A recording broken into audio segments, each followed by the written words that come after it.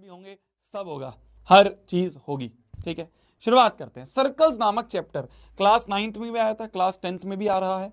10th में ये थोड़ा सा इजी पड़ जाता है चैप्टर। क्यों इजी पड़ जाता है? क्योंकि इसमें सिर्फ 2-3 ही थ्योरम्स हैं। सबसे पहली थ्योरम जो हमने कल पढ़ी थी और उसका प्रूफ भी हमने कर लिया था, वो ये थी कि अगर मान लो एक सर्कल है, और इस सर्कल पे मान लो एक टेंजेंट है, तो बोला ये जाता है इस टेंजेंट का जो पॉइंट ऑफ कांटेक्ट होता है ना P, वो सर्कल के सेंटर से परपेंडिकुलर होता है। सेंटर से जो रेडियस आ रही है उसके परपेंडिकुलर होता है। The tangent to circle is perpendicular to the radius through point of contact. ये पॉइंट ऑफ कांटेक्ट वाला जो रेडियस है, ये रेडियस जो है, ये वाला रेडियस तो बहुत सारे हैं, पर कौन से वाला? पॉइंट ऑफ कांटेक्ट वाला रेडियस जो है वो परपेंडिकुलर होगा। ये हमने कल वाली क्लास में पढ़ा था और इसका प्रूफ भी देखा था। जो नहीं आए थे थोड़े से नुकसान में है। ठीक है, तो ये बहुत इंपॉर्टेंट थ्योरम है। टेंजेंट देखते ही रेडियस से परपेंडिकुलर कर दो। बिल्कुल दिमाग में बिठा लो इस बात को, बिल्कुल बिठा लो दिमाग में इस बात को। टेंजेंट देखते ही रेडियस के परपेंडिकुलर कर दो। क्लियर है? भैया मुझे सेल्फ स्टडी करनी है, मैं जा रहा हूं। अब बेटे ये देखा बेटा, बताऊं तेरी सेल्फ स्टडी पढ़ ले थोड़ी देर। अब क्लास के टाइम पे सेल्फ स्टडी याद आ रही है तुझे? चलिए आ जाते हैं अपन क्वेश्चंस पे आ जाते हैं। पहला क्वेश्चन आपकी स्क्रीन पर ये रहा, सीबीएसई 2017 का क्वेश्चन है। क्या बोला जा रहा है क्वेश्चन में? क्वेश्चन ये बोलता है prove that tangents drawn at end point of diameter. क्या कह रहा है? मान लो एक सर्कल है और इस सर्कल के मान लो सर्कल का सेंटर है, ये डायमीटर है ना, ये हमारा डायमीटर है। बोला जा रहा है इस डायमीटर के एंड पॉइंट्स पे, ये जो डायमीटर है ना ये जो डायमीटर है ए बी, इसके एंड पॉइंट पे टेंजेंट बना दी। इस पॉइंट पे टेंजेंट ऐसे होगी, हाँ, इस पॉइंट पे टेंजेंट ऐसे होगी और इस पॉइंट पे टेंजेंट ऐसे होगी। तो बोला जा रहा है ये जो एंड पॉइंट पे टेंजेंट बना रहे हैं, गिवन क्या है? गिवन है ए बी इज डायमीटर है, और मान लो ये पी क्यू और आर एस जो है,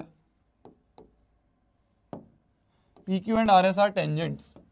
P Q and R S are tangents कहां पे? At end point of diameter, at end points of diameter लिख लेना। प्रूव क्या करना है? हमें प्रूव क्या करना है? प्रूव करना है P Q parallel to R S. दो लाइन को पैरेलल प्रूव करना है। कैसे करेंगे?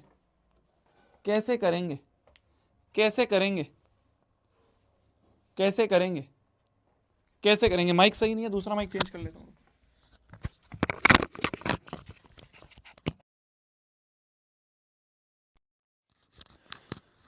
अब सही हो जाएगा। ठीक है, अब सही हो जाएगा।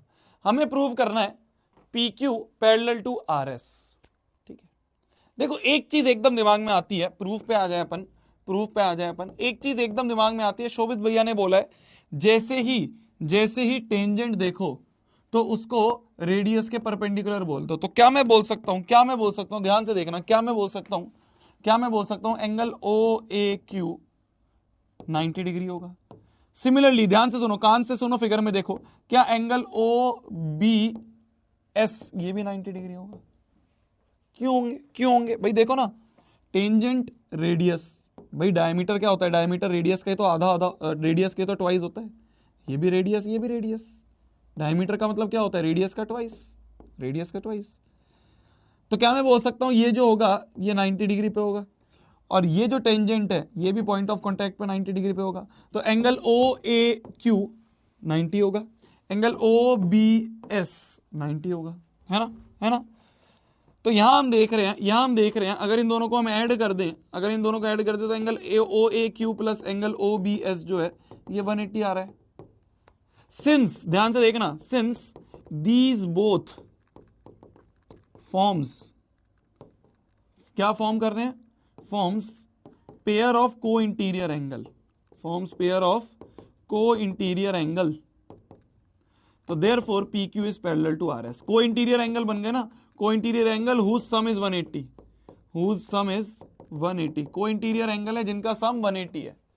ये दोनों को इंटीरियर एंगल है, देखो ना, को इंटीरियर मतलब मान लो ये दो लाइन है और ये मान लो ट्रांसवर्सल है, तो को इंटीरियर एंगल है और इनका सम भी 180 है।